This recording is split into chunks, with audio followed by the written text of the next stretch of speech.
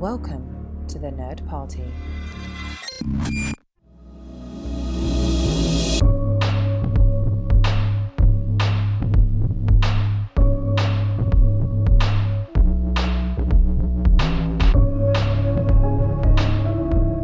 Hello, everybody at home, and welcome to Houselights, specifically the House of Baird, Stuart Baird, and we are talking about 2002's Star Trek Nemesis, his last film to date that he directed, and the final chapter of House of Baird. And I am joined, as I always am, by John Mills and Darren Moser. My name is Tristan Riddell, and we are super excited to talk about this one because this is, out of the three movies that he's done, this is a very different feature, and this one has a lot of history with Star Trek, and all three of us are big Star Trek fans, and actually met, online in a Star Trek fandom space, on a Star Trek podcasting network, and, we all kind of got started that way, and, we all kind of got into each other's circles that way. And there's one guy, even though it's interesting because Darren, you're literally a member of the 501st, but yet John defines himself more as a Star Wars fan because he thinks it makes him better than the rest of us for some reason. So I didn't. Now, hang on. I don't say it that way because I think it makes me better. I'm better than you, and I'm a Star Wars fan. So fair, important distinction. You know what? I took it too far. You're right. So this was the last feature film outing of the TNG crew. This was going to be the last outing for everybody involved. At this moment, everyone thought this was going to be the last bit.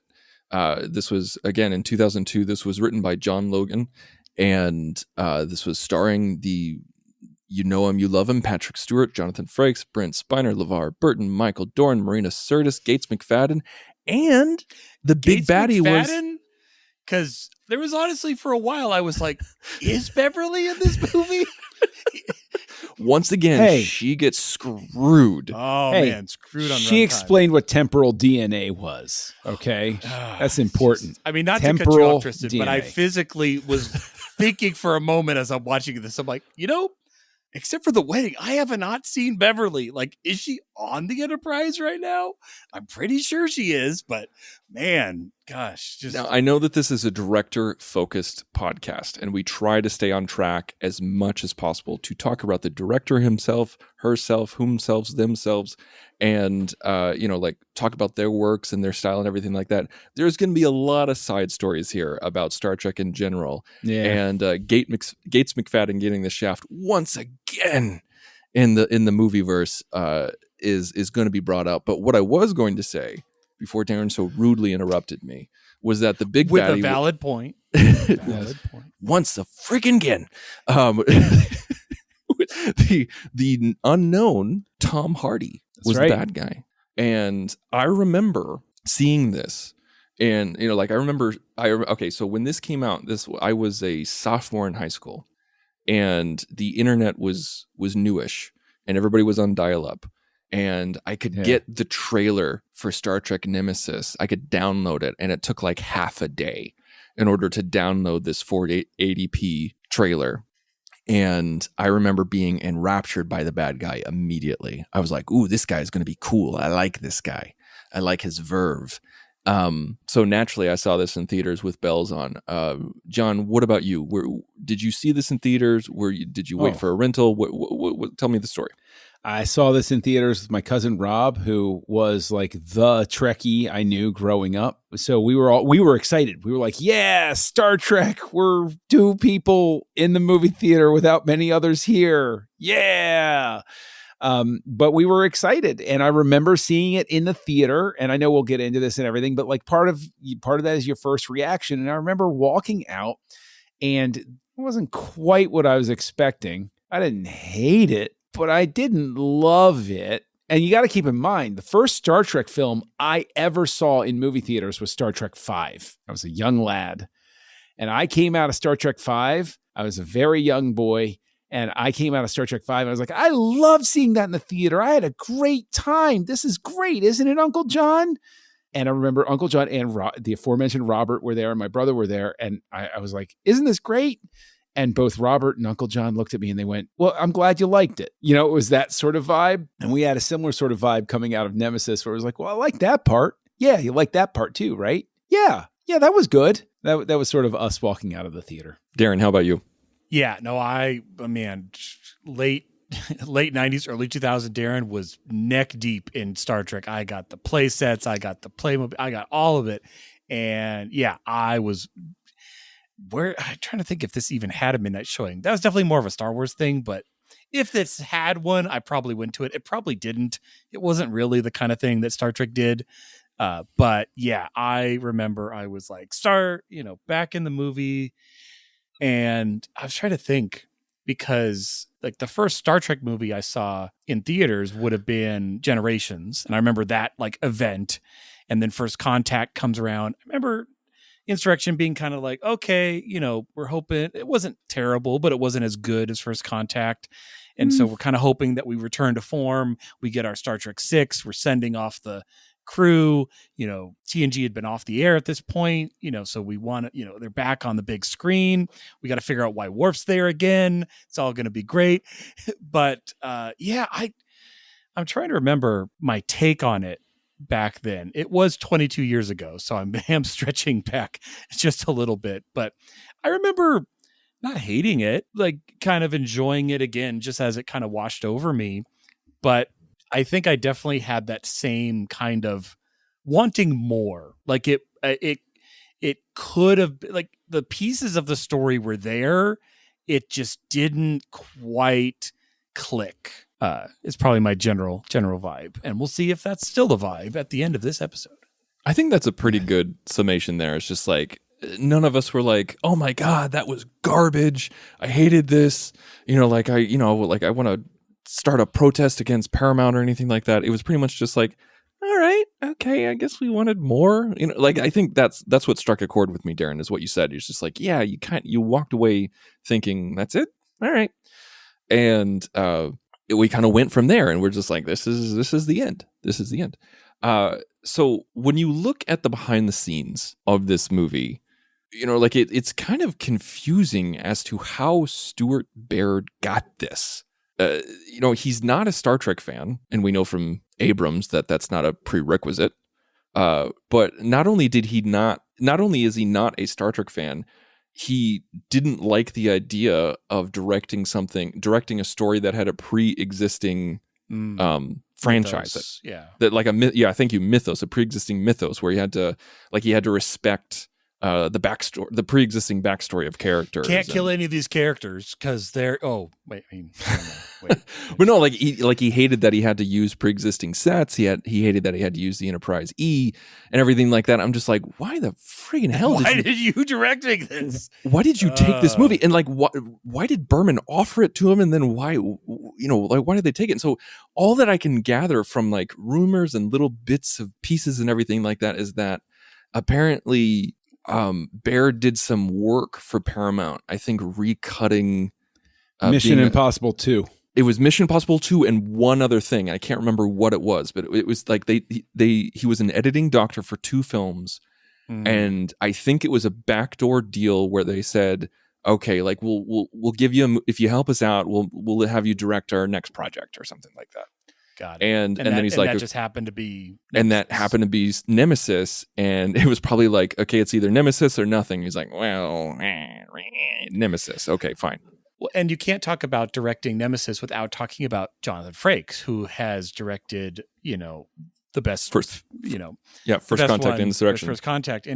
So I believe he was busy doing Clock Stoppers, which I think was kind of his first non-Star Trek directed movie, which I also saw because Jonathan Frakes directed it. That was all the reason I needed. Well, he said that he wasn't asked. He said if he was asked, he would have done it. Okay. I seem to recall, and correct me if I'm wrong, but I seem to recall that there was a rumor that LeVar Burton wanted the job and Paramount wouldn't give it to him. No rumor. That is 100% true. Burton wanted it. He directed some TNG. Just like Frakes did. Yeah, he went through the Star Trek school of directing, just like Frakes. I think he did some. I know he did some Voyager. I can't remember if he did Deep Space Nine as well. But he wanted it. He was just like, I want what Frakes had with First Contact. And I think he had talked about it with Berman, and I think Berman wanted him to do it. But Paramount was like, nope, we owe Baird a favor. So this is who you're going to get. And that's just kind of how it goes sometimes. Like, I honestly would have loved to have seen a LeVar Burton picture, and that would have been great. It would have been amazing. Well, I think the thing that you lose with Baird coming in, and I think it's very apparent from both Executive Decision and U.S. Marshals and now this, that Baird is not the type of director who in pre-production is going to try to steer the script too much. I think if you have LeVar Burton in pre-production, get that He's going to make sure that script is locked down Star Trek before you even start shooting a frame. He's probably going to say, okay, you know what? Let's go back. Let's merge these two things. Let's rearrange some stuff. Let's give Gates 2 more lines maybe. And Worf maybe could move a little bit more. You know, we'll figure that one out. Don't worry about it. That's the thing is, like, especially when you look at, and I know Nicholas Meyer, you know, he exists in a very special place in the firmament. But you would think if Star Trek had learned a lesson, bringing in an outsider doesn't always work the way they want it to, even if everything had been hunky-dory behind the scenes. And I know Nicholas Meyer is our exception. We got to throw him out. He's the exception that proves the rule sort of thing. But you bring in Robert Wise on the first one, and it's like, you know, you've got somebody with esteem and all of that stuff. And it's like, but not many people really love the motion picture, right? I'm building to the point where it's like, but when you have Nimoy come in and you get your Star Trek 4, and okay, Star Trek 5 has its charms and stuff like that. But like, you've had Frakes come in, and even if you're like, well, Insurrection didn't turn out the way we wanted it to, what have they got to lose by giving it to somebody who is Trek family? Frakes isn't the reason it's trending down. Right. If it's not anything, his it's the reason fault. it's leveling out. Right. So why wouldn't Paramount have the wisdom to lean into it and say, you know, we're having a hard enough time selling it. Let's make sure the fans at least are happy. And if we have LeVar Burton direct this, the fans at least will show up in force on opening weekend for this, because we've given them another reason to love it out of the gate, sort of thing. Be predisposed to loving it. I think you might be giving, even hypothetically, Paramount too much credit. Probably. I think Paramount in this case are just a bunch of bean counters that own the IP at this time. And I think Stewart and Spiner were kind of a headache for them because they wanted a lot of money, and they wanted a lot more money, and they knew that they could demand it. And Paramount, like, the negotiations went right up until filming. But Stewart and Spiner at the last minute agreed to a pay cut in order to make sure that the film happened. And it's funny that you bring up Nicholas Meyer, because Berman went to Nicholas Meyer first and said, hey, would you like to direct Nemesis? This is most likely going to be the last TNG movie. And Meyer said, yeah, I'll do it under one condition. I get full approval of the script. And they said, sorry, I already gave John Logan full approval on the script. He's like, okay, go pound sand. And it's just really interesting. I mean, also looking at the budget. So Star Trek Insurrection had a $70 million budget. Nemesis had a $60 million budget. So you're trying to do a lot with a little. Paramount has a fine tradition of doing that to the Star Trek movies as well, though, where they're like, do this for a little bit less, do this for a little bit less. And then you already have the ships. Just listen, you know. Nimoy was brilliant for having the time travel thing, because it's like, fine, we'll set it today, and there you go. It's like, we just need cameras, all right? And I'll do some cool whale effects, and everybody will love it. And it's like, yeah, they maybe should have just, but they'd already gone to the time travel card by this point. They couldn't play it again. So they tried to play, you know, again, we keep talking about Nicholas Meyer, but they tried to play Wrath of Khan again. You know, like this movie has so many similarities with Wrath of Khan. In the Star Trek fandom, in the film universe, we've gotten 3 retellings of the Wrath of Khan, which is pretty insane. And when I first watched it, I didn't really get that. Like, when I watched it in the theater, I didn't really think, oh, this is a lot like Wrath of Khan. But like, when I watched it again at home and really kind of like soaked it in, I was just like, oh yeah, they just, okay, well, that's kind of a rip-off. I mean, I get that, but it's the key piece that's missing is the fact that Sinjan is a new character. So it's like Wrath of Khan without the backstory. which doesn't work. We don't know who this is. We have to spend a lot of time being educated on that. And then just like Jean-Luc Picard is expected to feel a certain way about this situation because he's his clone, we, the audience, are supposed to feel like, oh, these are the stakes and this is how he's feeling.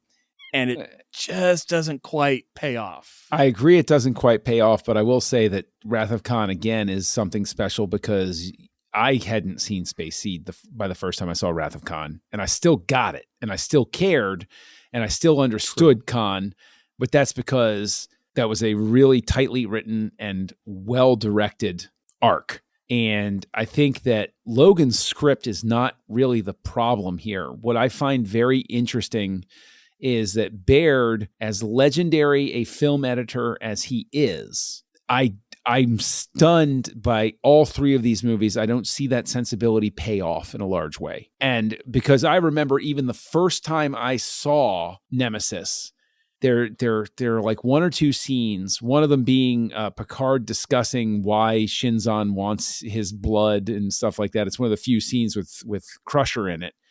And I remember sitting there and thinking, this scene belonged earlier in the movie. Like there are actually specific moments where like suddenly it slows down and you have this quiet character moment. I'm like, this doesn't feel right here. This feels like you should have juggled this in some way or done a slight rewrite. And another one that plays oddly is when Shinzon shows up as the hologram in Picard's ready room. He's just there. He's just there. And God forgive me, I hate being this way, but it was a sign to me that the movie didn't really have my investment when Shinzon's there as the hologram talking to him. And I'm just sitting there thinking to myself this time, how the hell is he seeing where Picard is? Right? Like, it's one thing to project yourself somewhere. That's Picard's true. not transmitting to him. So what the hell is going on here?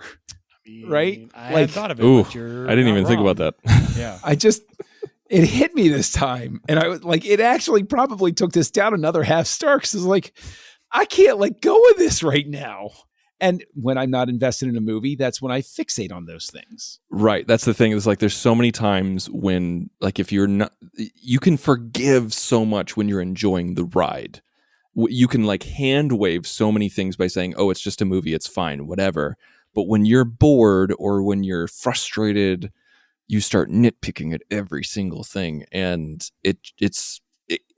I'm not like criticizing you whatsoever. I'm saying that like this is just how we are as people. This is how we are with as movie viewers. Now, one thing I want to talk about is there was again, you said God forgive me, and I'm going to say this here: God forgive me, because I'm going to say a word that will just make people eyes roll, and then our chests will get tight. All of us will say like, "Oh God, let's not go down this path." Is it Mixoplick? It's close. No? It's Quatlu. Okay. It's canon. I know what you're talking about. No, don't do this to me. I had to, no. All right, I'm holding on. I know exactly where you're going. Go ahead. There are 4 lights. Yes. Okay. One thing that really bugged a lot of people is that with Nemesis, it disregards a lot of things that happened in the shows, in the TV verse. So you have Michael Dorn, who shouldn't be in Starfleet anymore, who should be an ambassador, or some like he's right, ambassador or something like that. He's an ambassador. He's working with Martok. He's working. He's a member of the House of Martok. He's also an ambassador. He's no longer in Starfleet. And I understand. Okay, I'm just starting the conversation here. I understand why Berman did it. Like, we all know his reasonings. He's like, he wanted to simplify it for the audience. Like, people who don't watch all of the episodes don't know. And he's going to the wedding. Like, that's his wedding. Reason. The why is Worf their reason. Although he shouldn't be in uniform, but that's okay. So that's one big thing. Is that like, like for fans, we'd be like, we don't care if he's wearing a uniform or not. Just have him be an ambassador. Have him wear a sash with normal clothes, and he can stand next to the new chief of security whatsoever and just hit a panel and do whatever he needs to do. Whatever. Doesn't matter. But, to Berman, he's just like, no, I'm not going to introduce new information. We have the photo of Picard when he's a cadet, and he's bald. We've seen him several times as a cadet with hair. Again, this is not a big deal for the average moviegoer. No one cares. Because he has to be bald, so people assume he actually is like Patrick Stewart, which is ridiculous as it starts. But as a bald man, I can assure you, I had hair at one point. Like, you're not born this way, guys. I hate to blow anybody's illusions out of the water about being bald. Well, okay, we are born bald. Are. Yes, you're born. Okay, you technically, said that, John. Everybody's born bald, but I'm not born with the horseshoe male pattern baldness pattern, right? That's what I'm saying. And see, John came out with the horseshoe pattern, smoking a cigar, and everybody's like, "What the hell is going on?" It was a pipe, actually. I was smoking a pipe at the time. Yes, but like it's stuff like that. Also, like Wesley Crusher is there. Why the hell is he there? Why is he in a Starfleet uniform? He shouldn't be in a Starfleet uniform. Why is Romulan ale still illegal? Like it's all these little stuff that takes you out of it. But then again, if you ask the average moviegoer, they don't give a crap about this or they stuff. don't even know. Yeah. But here's my counterpoint to all of that. By this point, 2002, they weren't in a position to appeal to the average moviegoer. They needed to appeal to Star Trek fans in such a way that the Star Trek fans walked out and tried to bludgeon their pseudo-cash fans into the movie theater. They needed to win us so hard that we walked out and we said, "No, I'll go see it. I'll buy your ticket. Come on, you'll actually like this." I've been wanting to show you Next Gen, which just came out on massive VHS box sets. So please, but you're gonna love this movie. Watch it with me, and then we're gonna go back and watch the series. Yeah, it's like Wrath. It's like Wrath of Khan. It's like they want it to be like Wrath of Khan, where it's just like, this is such a good movie. You don't need to know crap about anything that came before it. Like my wife. She is not an original series fan. She knows who Kirk and Spock and McCoy are, but that's pretty much the extent of her knowledge. I showed her The Wrath of Khan, and she's like, "Holy crap, that's a good movie." She's just was. It wasn't a Star Trek film in her eyes. It was just a good film. Yeah, and that's what. Yeah, that's the thing, is that like they needed to do something that was such a good Star Trek film that it transcended into just a good film as well, so that those Star Trek fans could do exactly what you're saying, John. And I think one thing that comes to mind is, in 2002, this is the 4th film of TNG. This is the 10th film of the entire franchise.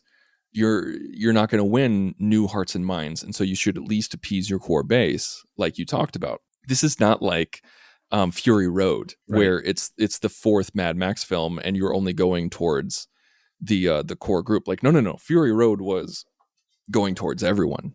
So either you go towards everyone or you go towards your core film. This movie aimed for the middle. Right. It tried to please everyone. Well, I think that what it does is it takes the fan base for granted. Solid wording. That is why it stumbles and it falls. And it's so frustrating because, like both of you said, there are components of this where if you showed me just the scene, I'd be like, "Oh, yeah, okay, I'd watch the rest of that."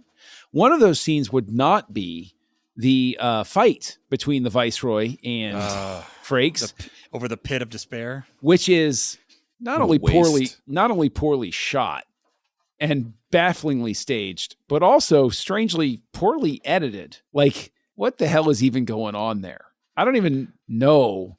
And that ties into another scene where Star Trek's not been known for having sexy time. Oh my God. And that scene in specific only exists to give Riker a reason to kill the Viceroy, but defending the ship's a good enough reason. So why did you do this? Like, that's where you're talking about they're trying to quote unquote play the middle. That is very obviously a note where it's like, hey, we got to make it a little edgier.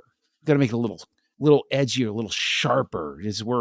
We're in the modern age. Let's make this isn't your grandpa's Star Trek. Let's make this gritty and uncomfortable. And it's like, no, you really just made it uncomfortable, honestly. The problem is we spend the entire time on the ship. I was thinking back to the other movies like Generations, like Picard is down on the planet doing stuff and we're up on the ship. First Contact does this really well, where you have half the crew like down or main characters on the planet doing something. And you eventually split into thirds where you have Picard and Lily, you have, the bridge crew, and you have the planet crew all doing stuff. Insurrection even. You have Riker doing the Riker maneuver out in the Briar Patch. You got the people on the planet. Great. You get to Nemesis, and I think this is the source of the Beverly problem, that the character's not getting enough screen time because there's nothing to do, because they're just all on the ship, and Beverly is not on the bridge. So she's like basically doesn't exist unless we go to sickbay. So it not that you couldn't make it work, but you got to really write your story around needing some engineering stuff with Geordi and needing some medical stuff with Beverly. And I know we got like little dabbles of that, but I mean more. Like, you need, like, put us on Romulus, like have us help the Romulan underground or something. Like, I don't know. We're talking major, like, page one changes. Oh, but yeah, big time. But that's, I think, its core. You can handle that in an episode of Next Gen, because you have your Beverly episode and you have your, Riker episode, and like, that's fine. But this is the movie, so you need to include everybody. And obviously by this point we all know, like, it's the Picard Data movie. Like, that's really what they all are. I think that's the crux of it, Darren. That is the absolute crux of it. That was the downfall of this movie before it even began. And this is something that has pissed me off ever since Generations. And I know that, Data is the fan favorite. I get that. I know that it happens all the time. He's the Urkel. He's the Sheldon. He's the standout robotic character, literally. He's the person who's weird and out there, and like people can project their own emotions onto him and own experiences onto him. He's the Spock. I get it. Okay. Everybody loves him. He was the most popular character on the show besides Picard, and maybe more than Picard. I don't know. But the thing is that in Generations, you have, Picard is the main character because he's the captain, but the secondary character is, Data going through his emotional crap. And then in First Contact, you have Picard, and then you have Data going through the Borg Queen stuff. Emotional crap. Nope, just say the same thing. Emotional crap with the Borg Queen. Thing. And then you have Insurrection with Picard, and then Data, like, his emotional stuff is malfunctioning. And so, like, his interaction was with the Baku. And then you have Nemesis, which they're getting rid of all the pretenses. They're like, this is Picard and Data. Strap in, because you're not going to see anybody else. Oh, and by the way, Troy's there just to get raped. It's just, and Data's going to die. And it just pisses me off because there's so much of it was a slap in the face. Like, like John, you talked about the Riker Viceroy fight. Like, I remember even my mother was watching this, and she goes like, what a wimpy excuse for a fight. Mm-hmm. She was just like, she's like, this should have been way more epic and way more intense.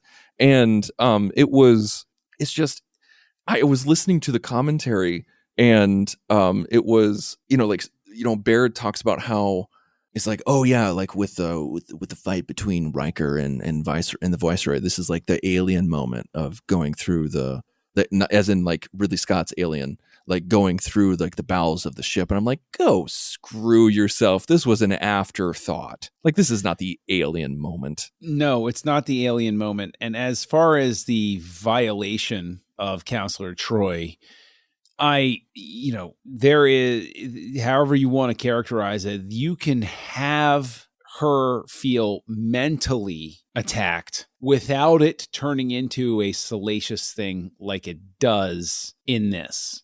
It's such a misguided, misdirected moment, scene. And on top of that, it's actually poorly directed. Mm-hmm. It's so clunkily put together. There are so many things that don't work about it. And it's one of those things where wanting to presume that nobody has ill intent behind the scenes, and that they actually think that they're doing something to, make it edgy and make it accessible and make it cool, right? I'm not assessing whether they succeeded or not. I'm not assessing whether that was the right impulse to follow, anything like that. I'm saying there were so many different ways to do what they were trying to achieve, and in such a way that it would have played better and built up instead of being curveball. And it's like, whoa, what just happened here? Like, because there's a whole cut thing where Shinzon's like trying to speak to her before that moment too. Mm-hmm. Right. So there's like, we even get a peek of it in the trailer. You can see it. Yeah. There's at least like a build up sort of thing, which wouldn't make the scene any better, but at least it wouldn't have been like a splash of cold water while you're sitting there going, what the hell just happened? Right. Yeah. But you can still have her, even if it's just kissing Riker, and then all of a sudden she like take it back a notch, take it up a level, take a step back for a moment and say, not this. So we'll get close, but not that. There's a lot of times in sci-fi where violations, mental violations or other kind of violations, become automatically analogous to rape. Oh, this alien impregnated Trip, he was raped. Like no, he wasn't. Like this is science fiction. This scene in Nemesis, what Shinzon and the Viceroy did to Troy was literally that. Literally. And it was completely unnecessary. And this is one of those things where I'll actually throw it out there, because we talked about the MPAA in our previous episode with U.S. Marshals, where I was like, I don't get why this one's PG-13 and executive decision is R. I don't get why this isn't R. That scene alone, I'm on the MPAA, R. That's an R-rated thing. And it's like, well, but we're Star Trek. Nope, don't care. Cut that if you want a PG-13. You got to find a different way to do that. Yeah, reshoot it. Do whatever you want. It's only PG-13 because it is PG-13, right? Not PG. Right, it's PG-13. Yeah. Okay, it's PG-13.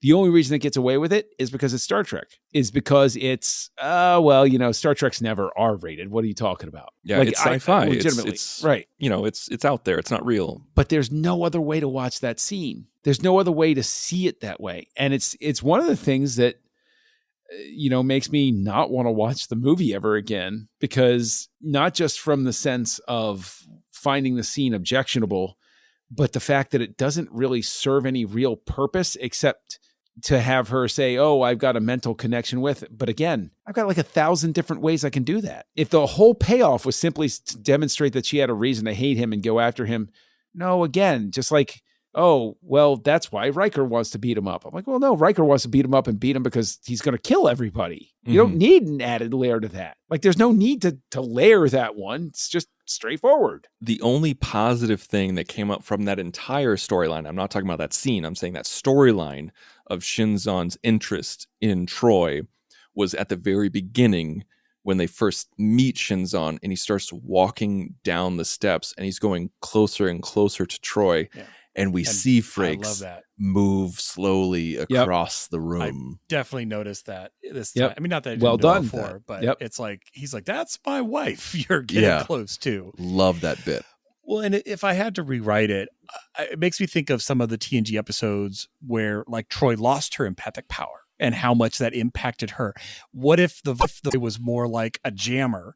And especially in the earlier part of the movie where Shinzon's what he actually wants is not known. So we're kind of trying, are we taking him at face value and what's going on? So if she can't read him because he's a jammer in the room, but she's like, this is really weird. Like you are like Data to me. You are blank. Like I can't sense you at all. And that kind of also projects to, so that becomes the whole aspect of it. And I'm rewriting this to kind of remove, that whole bedroom scene, but you could still have that connection and the torpedo, basically Star Trek 6 and the, gaseous anomalies.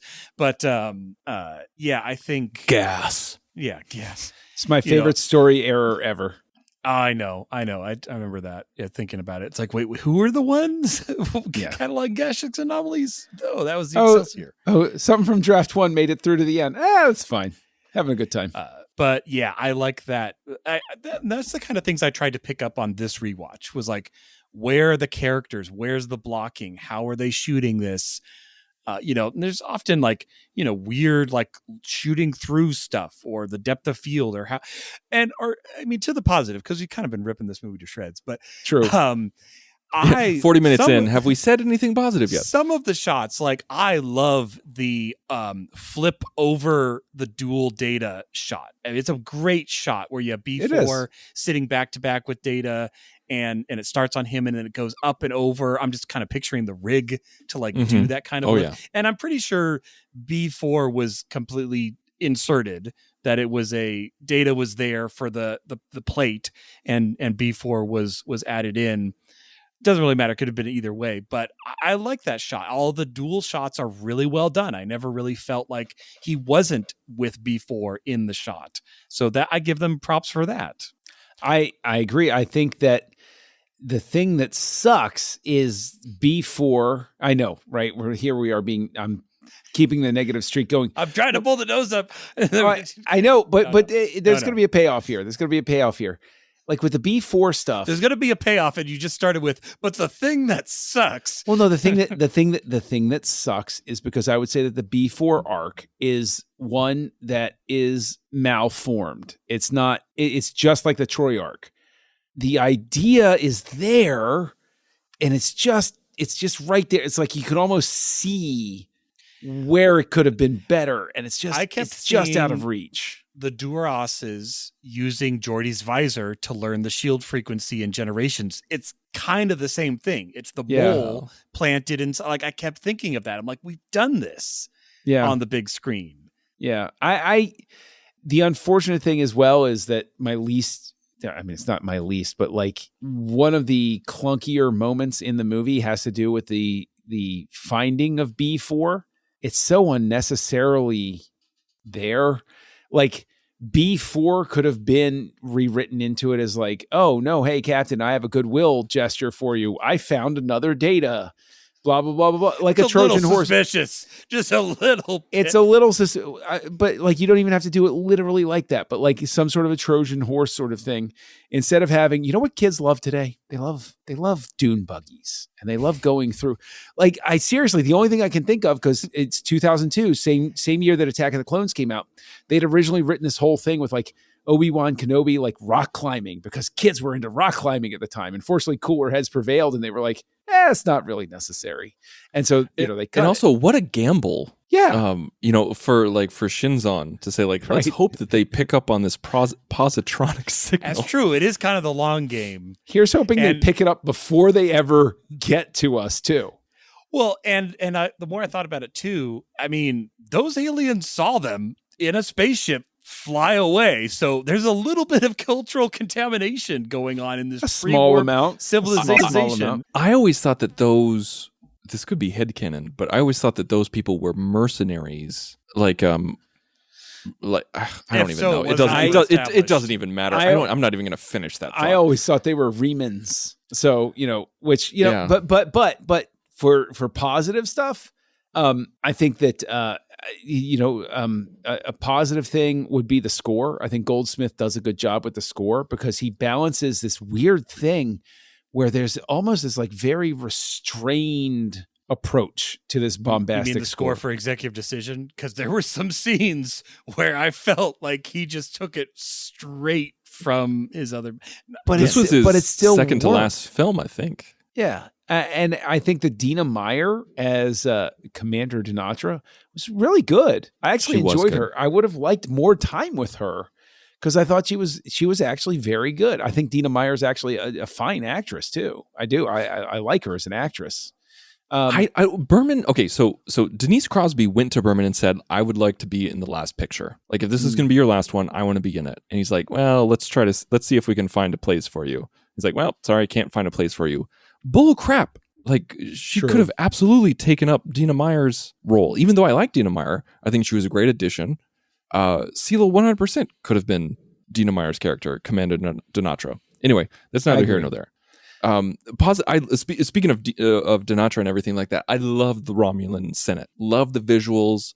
Love the architecture. Love that we were in that room. Because we've never been in that room. We've never been there. Never. That was the cool. It's like in the movie, like where they're flying they fly past Remus. Like the opening shot is pretty amazing. Like you fly past the dual planet. Mm-hmm. The sun's like right there, which we're not going to talk about. And we go into, through the clouds down to the Senate. Like it It was an awesome shot. I agree. And honestly, like I know, again, director focus, but whatever. Tom Hardy's Shinzon is a highlight for me. I really do. Like, what do you guys think of Tom Hardy's Shinzon? Because I love every scene he's in. I think that Tom Hardy is such a great actor that it didn't matter who was in the director's chair. And I think that Tom Hardy also at this stage in his career knows he's got to make this count. This is he's like, if I screw this up, right?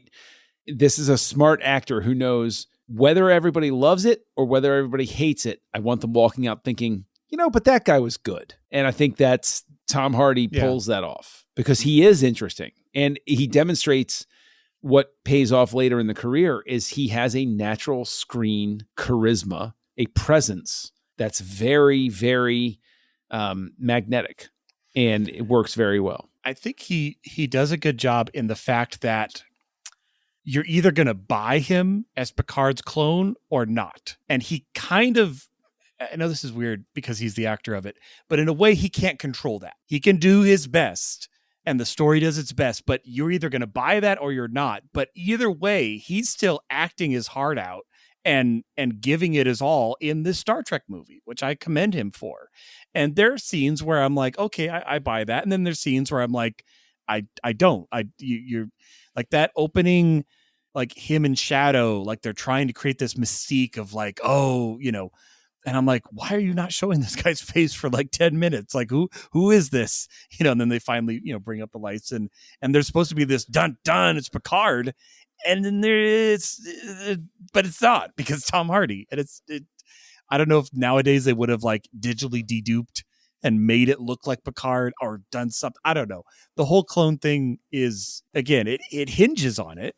But either way, Tom Hardy is acting his heart out. And I think he did good. One bit of makeup could have solved it is gives Shinzon a really good scar, right? Like that even traversed his face. So it's like... We had a scar on his lip. Okay. I'm talking about like a really nasty pirate scar sort of thing where it's like, right. You're like, oh, he kind of looks like Picard. Oh, he got really messed up one time. Okay. And he does say that in dialogue. Like he does mention that. And honestly, that was enough for me. Like that was enough for me to say like, oh, a life of violence. I could suspend the disbelief. I just never could not see Tom Hardy. I never felt like that. I wanted something a little more across the nose sort of thing. Or even speaking of nose, I watched this. This was the first time I have the 4K discs of the Star Trek movies. And this was the first time I watched Star Trek Nemesis on 4K HDR on a giant screen. Like, oh, his nose is so big. But like, it's clearly a prosthetic nose. But this was on the Blu-ray and like in the theater and everything like that. I never noticed like in the 4K Blu-ray you can really tell the makeup on the top of the nose. Like you can really see. I never knew that he had a prosthetic nose. Yeah. In that.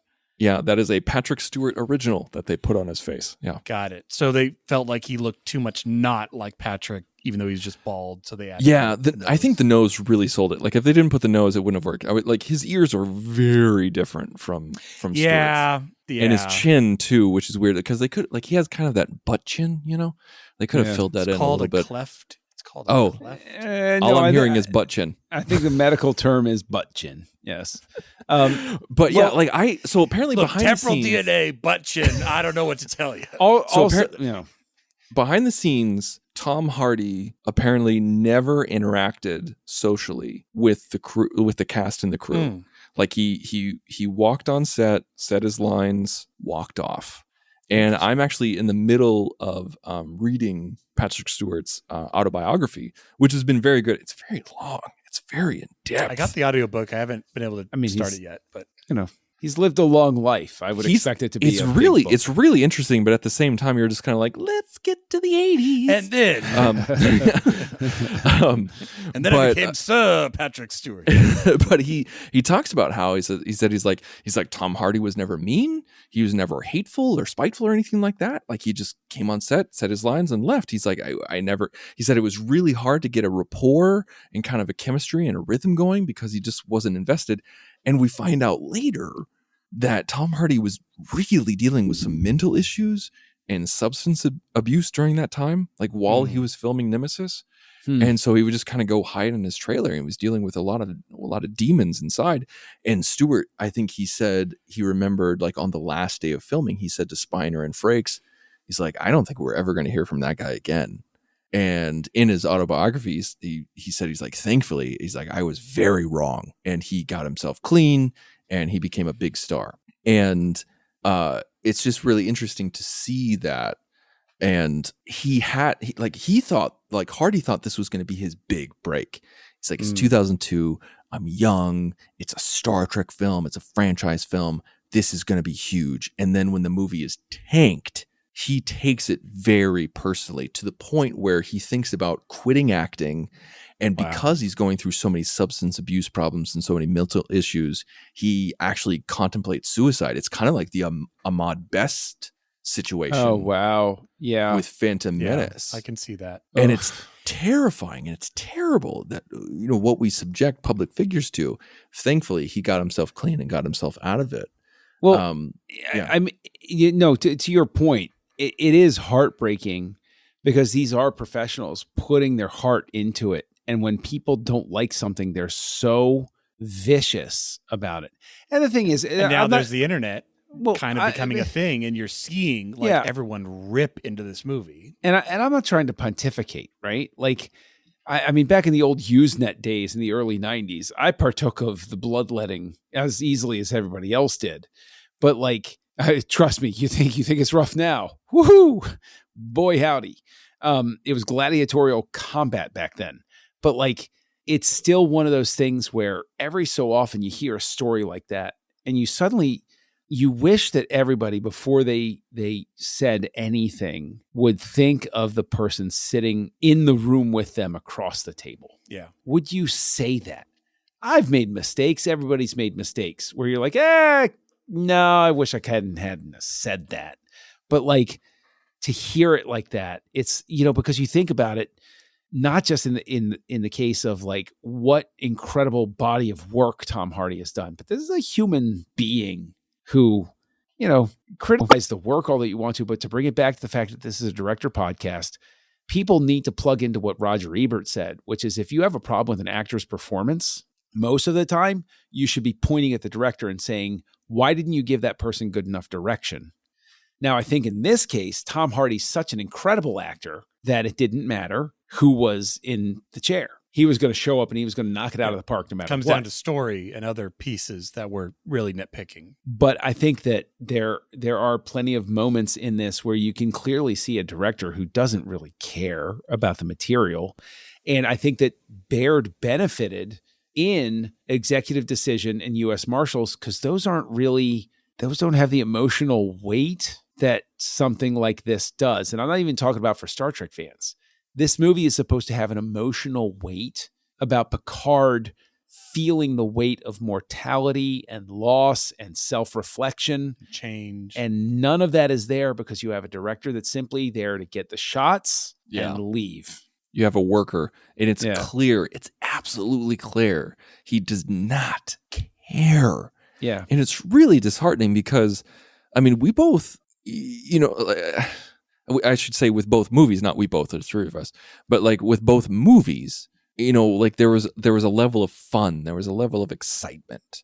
There was things that were like, even if we rated it poorly or lower than 5 stars, it was a lot of fun at times with U.S. Marshals, with Executive Decision.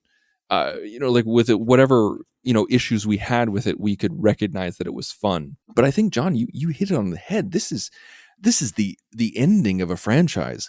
After this movie, it gets rebooted. The film franchise gets literally rebooted. This is the end. Mm-hmm. And we were expecting Undiscovered Country, and we didn't get it. And if we had a director who cared, I feel like the script was there, but it needed a craftsman to bring it to life, and we didn't get one. We got a worker. Mm-hmm. We got a utilitarian. We got someone who he didn't even learn LeVar Burton's name. He kept calling him Laverne on set. He kept not remembering, other characters' names and people's names. He's just like, yeah, you over there. Like, that's how little he gave a shit. And it's it just really dampens the whole thing. Yes. And honestly, it makes me glad that Stuart Baird didn't do any other films, because if you can't be professional enough, who cares if you listen, a lot of us go to work and we don't really want to be around the people we're around, but you still make the choice. I was talking to one of my kids about this. I was like, even if you don't really care for somebody, you make the choice to be kind and respectful, be better than you want to be toward a person, because every human being needs that acknowledgement, that whatever you want to call it, they need that. Every human being craves it. Every human being deserves it on some level. Even if you think they're an a-hole, they deserve that baseline. And if the director, who is the head of the production on set, doesn't care to know your name or your character's name or your motivation, then why would you give a shit? Why would you care? And so the fact that Tom Hardy gives a good performance as Shinzon, boy, that's a guy that really cared. And that's why he took it so personally. And Ron Perlman, I think, benefits from having makeup on because he's awesome. And I think that Ron Perlman's really glad that he's not recognizable in this, because maybe his voice, I can tell it's Ron Perlman, but if you showed me a picture of him, I'd be like, maybe I see him in there, but okay, that's fine. When we have the flashback scene when Shinzon's a young boy and we see the Viceroy kind of walk up to the Romulan, kind of saying like, go ahead, start something. I was just like, that is pure Perlman right there. Like in the body language, you can see that it's him. And I really appreciated that. And also, speaking of, of that scene, the flashback scene, this one felt like Baird, that flashback scene, because it reminded me of the beginning of Executive Decision when we get, it did too. Yeah. that weird black and white stuttery shutter speed, frame rate thing.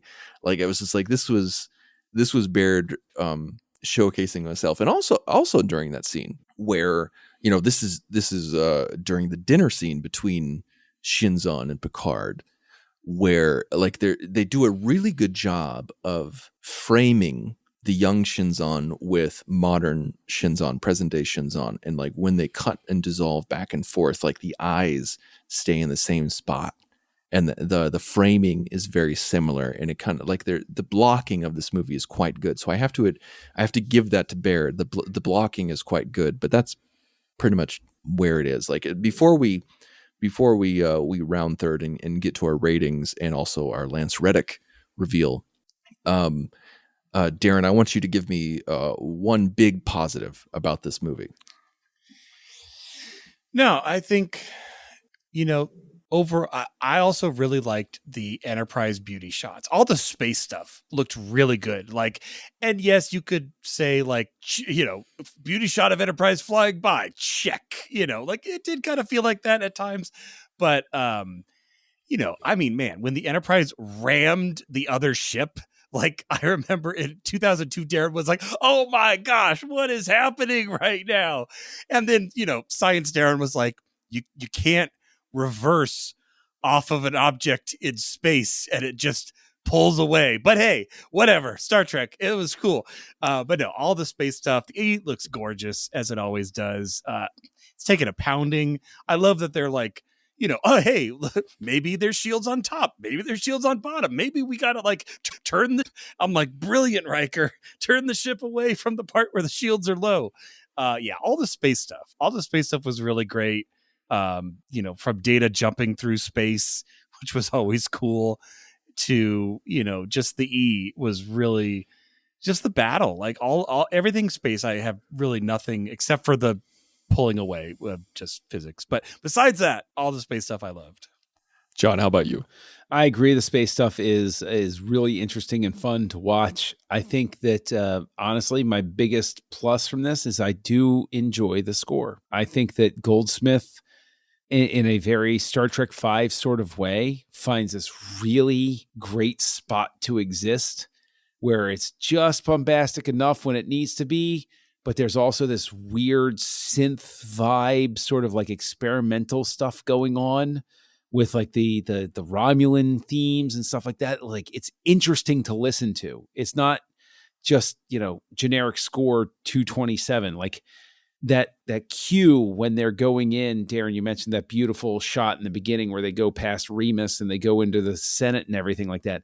That's a really good cue. And like it gets me in there, and then the space cues get me in there and stuff like that. I just wish it was attached to a better movie overall. One more space thing, because man, I love space. I actually was thinking about this when he goes to full impulse, because there was an awesome fan edit where someone took the leaving space dock at full impulse and made it like actually fast, because full impulse is actually like, it's not thrusters. It's like, boom, here we go. And I was like, oh, I kind of want to see that in Nemesis, like because when he tells her like, hey, Troy, hit full impulse now. No. It shouldn't be like, oh no, they're going to hit us. It should have been like, boom. And they just like, I mean, I think it would have worked just as well, because we would have all been sitting there in shock. Like he just literally impulsed, practically warped into that ship, and I think that would have been great. It worked as it did, but I think that would have been even better. 8/10 of the speed of light should be very fast. It should. Wait, I can't remember if we've talked about this on this show or just with the three of us, but in Undiscovered Country, when Kirk says, "Oh yeah, 1/4 impulse" or something like that, all Star Trek fans were like, "Holy crap!" Right? Yeah. It's like the impulse is like, thrusters are like parking. Impulse is like, I want to get to the other side of the solar system in a couple minutes. It's really fast. Yeah. So for my answer, I really loved the intimate moments between people. Like, even though Gates McFadden had nothing to do, when she comes in and talks with Picard, like, and talks about the photo and everything like that. I like that moment. Like that, it felt like a moment of saying goodbye to the character. Thankfully, she got some redemption in the third season of Picard. But everybody got kind of a goodbye. When they said, to absent friends after Data's death as a callback to Spock. And, Patrick Stewart and Jonathan Frakes as Picard and Riker, when he says, he's like, like you've been my right arm for 15 years, or I think he might've said that at the wedding, but you know what I mean? Like that scene right before the end, right before he goes to the Titan. I love the behind the scenes story where Stewart couldn't film that scene. He was getting way too emotional. He kept crying every single time he was filming that scene because he loves Frakes so much. I believe it. And he loves the show so much. And he loves the character so much. They had to keep filming it until he could calm down. And like, I remember even when he was talking about the scene, like there was I think it was the captain's table or something like that on a bonus disc of the Blu-ray set. Like it was Shatner, Nimoy, Frakes, Picard, all being interviewed and hosted by Whoopi Goldberg. He was talking about the scene, and he was getting like, he couldn't even talk about the scene because he was getting so emotional talking about how emotional he got. I felt the love from the characters, even though it was crappy direction from someone who didn't care. The actors' love of the material came through and shone through despite of what was going on behind the scenes. So that's what I have to say. So before we wrap up and give our ratings, John, who is your Lance Reddick placement in this movie? We don't have a lot of options here. I know. Shinzon. And he's bald. It works. I wish. I can honestly say that there are two possibilities, and I know that this might not be the best very few choice. Choices, John. You get one. You get one choice. Leave some for the rest of us. Well, I will say that my initial thought, because I didn't want to recast Ron Perlman because I love him so much, and I think even though he's under heavy makeup, he's still Ron Perlman. I dig him. So I would actually have cast him as I think it's Commander Suran, the head of the Romulan military, who's sort of the impatient one. I'm growing impatient with you. Yeah, he doesn't really like Shinzon that much. He thinks he can use him. I think he would work really well in that role. Darren, how about you? Yeah, I'm gonna make him the Viceroy. I know Ron Perlman was great, but I think, man, just Lance Reddick with that cool stare of just and No, I the agree. low Yeah. voice, like It's I the would voice, feel like man. he's more of a threat, you know. Like the Ron Perlman Viceroy is like, I got a knife. Like Lance Reddick Viceroy is like, I created the new chancellor, you know, praetor of our government. Like, don't mess with me.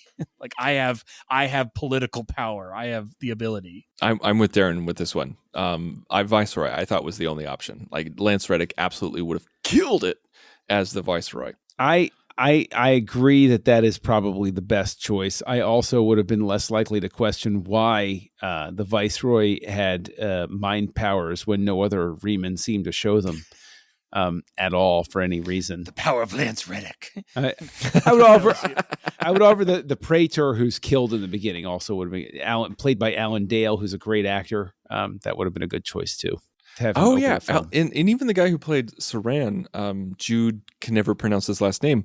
You know, he's a great actor. Alan Dale is a great actor. Yeah, and we didn't even talk about the really forced Kate Mulgrew Admiral Janeway cameo, where Patrick Stewart liked it.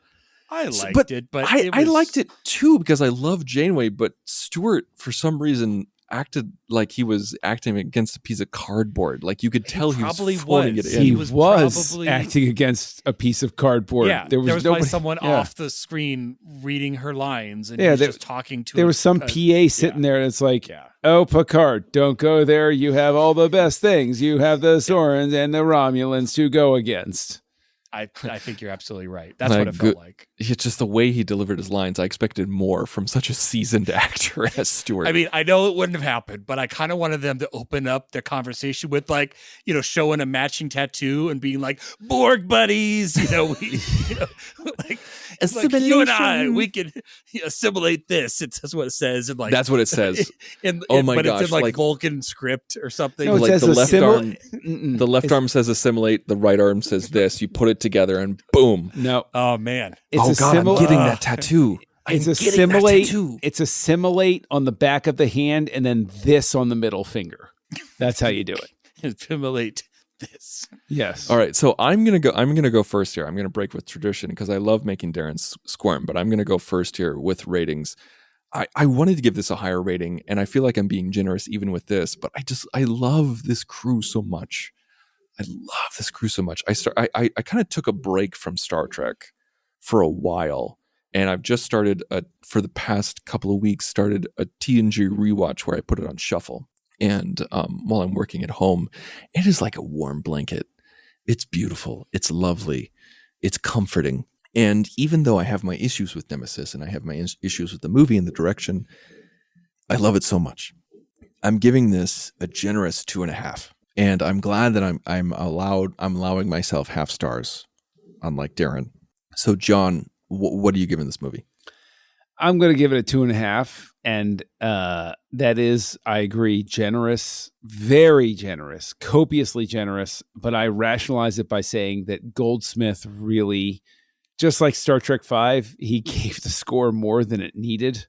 And it was like, well, at least somebody cared very deeply about the final product right here. So I will give it credit for that. So yeah, 2.5. Although between the two, I would like to know from both of you, would you rather watch Star Trek V or Star Trek Nemesis? Which one would you put in? Oh, I love Star Trek V.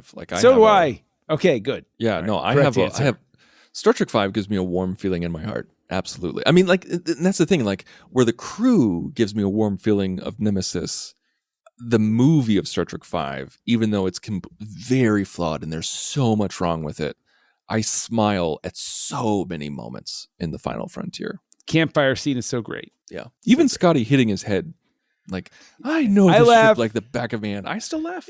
It's a cheap joke, but it's so funny. Darren, give us your rating.